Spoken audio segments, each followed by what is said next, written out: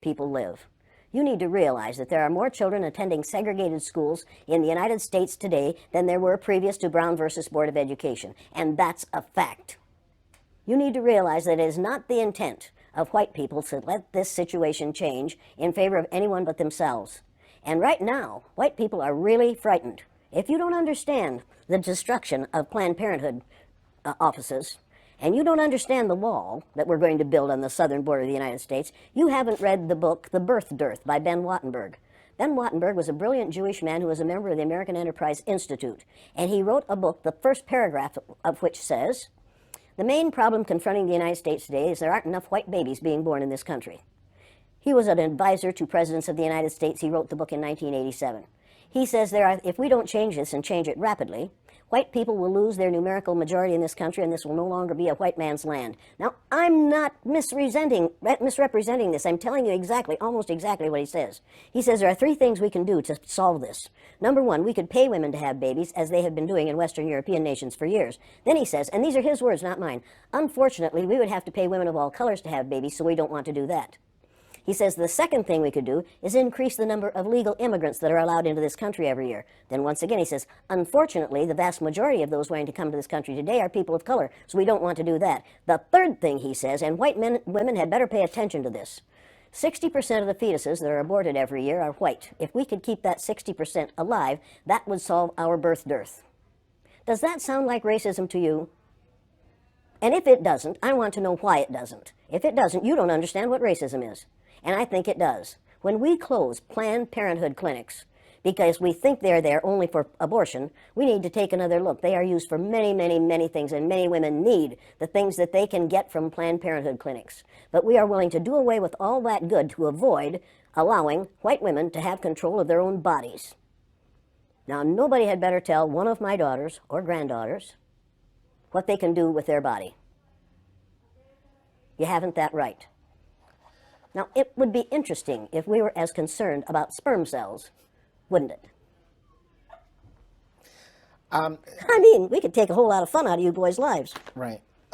A lot of people don't understand the trauma associated with race and racism. Can you talk a little bit about the trauma associated with? The trauma associated with it? Yeah. One of the main traumas is it tells white people that they are superior because of the lack of melanin in their skin. And then they find out suddenly that we've got a black president. That's traumatic. That's where the trauma is. Living a lie, finding out the truth is traumatic. Finding out now, recently, that within 30 years, white people will be in the numerical minority in this country is going to be traumatic. And that's the reason we have to solve this problem, and we have to solve it now. I will ask folks tonight, how many of you black folks want to get even with all white people? And that's what white people are quite certain blacks are going to want to do, is get even with all white people. And nobody will raise their hand. And then I'll say, how many of you want to get even with one or two? Every hand will go up, and you know why, and so do I. White people are scared to death right now, particularly white males. They're scared to death that they are going to lose their power in the future. And they are. But if you want to get ready for the future, if you want to be treated well in the future, treat others well in the present. What we do in the present constructs the future. What we have done in the past, we can learn from that. And we'd better learn from that. Those who forget the mistakes of the past are doomed to repeat them. And when you read this book, you'll realize that that's exactly what we're doing. We're repeating the mistakes that we have made in the past because we aren't teaching about these mistakes in the present. We are not teaching history that is true. We aren't teaching social studies that is true. We aren't even teaching true geography, for God's sake. Have you seen the Mercator map recently? Have you seen that great big Greenland hanging down in the middle of that map like a ripe plum? And have you seen the legend at the bottom that says, South America is actually 9 times larger than Greenland? Were you aware of that? Most of those watching this program are not aware of that. You mentioned the wall several times. At first we heard several things about the wall. First, Mexico was going to pay for the wall, and now... Yeah, but you need to know that 70% of what Mr. Number 44 and a half said during that campaign wasn't true. And the wall business wasn't true either. If his mouth is moving, his lips are moving, he's probably lying. You know that as well as I do. He doesn't intend to build a wall. We can't afford to build that wall. We have no business building that wall. We would be keeping Americans out of America. What's your question? The question on the wall is, when you talk to people about the wall, certain people about the wall, there's certain people for it, certain people against it. the people who are for it, what's their mindset? They're scared. They're afraid those people, those immigrants, are going to come over here and take their jobs. Let me tell you something.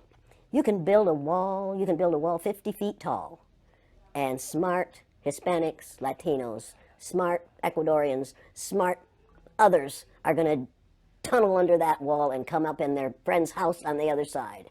You can build walls until hell freezes over. You will not keep that immigration from happening, and you better hope we don't keep that immigration from happening. We need those people. Do you know what will happen to the economy of this country if we take all the people who are brown-skinned immigrants out of this country, if we send them back? Do you know what will happen to our economy? Do you know what will happen to farming in California? Do you know what will happen to the price of your fruit? Do you know how hard it will be to get a good avocado? Do you have any idea what will happen to this country's economy if all those brown-skinned people go back to Mexico? I don't think we do. I don't think people have thought about that, because they are being taught not to think. They are using a language. Right now, we are using a language that includes words like extremism and ugly language about people who are different from ourselves. People are listening to those words. They aren't listening to the philosophy behind them. They aren't listening to core principles, which this person has none of. Now, just a couple more questions. When we hear, when I hear people say that they're not racist and things like that, and we talk about building racial harmony in this country, I don't think I'll see it in my lifetime. Can you predict in the near future or far future when we will ever have racial harmony? Oh in this yeah, country? in 30 years, white people will have found out that they have no choice but to get along with those who are different from themselves. I'm not willing. I'd love to wait, but I can't. At my age, I'm not going to be here in 30 years. But we could change this situation if we chose to. During the Second World War, we called the Japanese, and you'll pardon me, but this is what we called them: slant-eyed little yellow. We didn't say that about the Germans. After the war, we rebuilt Germany and Japan. And we get along beautifully with the Japanese. That was in 1945 that we finally won that war. How many years ago was that? Figure that out quickly. I'm not a math person, but You're not a math person, but you know it wasn't that far. Right. And it didn't take 50 years for us to have peace with the Japanese and the Germans, even though we dropped 2 atomic bombs on Japan. The Japanese hadn't killed 10 million people. Nowhere near that. We didn't drop any bombs on Germany. Any atomic bombs on Germany. They were a different kind of people. We couldn't afford to do that. We killed how many Japanese people with 2 atomic bombs? And they forgave us. You want to talk about forgiveness? You want to talk about changing this thing? I cannot understand how Japanese people can stand the sight of any of us, and yet they do. I cannot understand why black people who have been subjected to the ugliness that they've been subjected to in this country can get up every morning and go to work among us and not be absolutely furious. And I don't understand why we allow white people to behave the way they do. I don't understand that. And my 3rd graders, after they'd gone through the exercise, couldn't understand it and wouldn't tolerate it.